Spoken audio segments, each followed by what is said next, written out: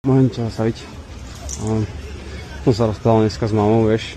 A ja som im povedal, že by som si mal nájsť frajerku a ja neviem, čo mám s tým robiť, vieš. A nechcem, aby mi to stále opakovalo dookola. Vieš, nájdi si frajerku, vieš, koho to zaujíma. Koho to asi nikoho. Že?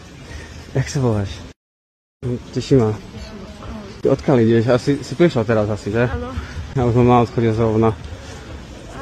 Ale vieš, tak mi napadlo, že možno by som mohol dať aspoň kúsok nádeje mojej mame a povedať jej, že mi nejaká baba dala aspoň Instagram. Krátka vsúka, môj e-book už nájdeš online na mojej web stránke, ja som kamil.sk, tak neváhaj a choď tam.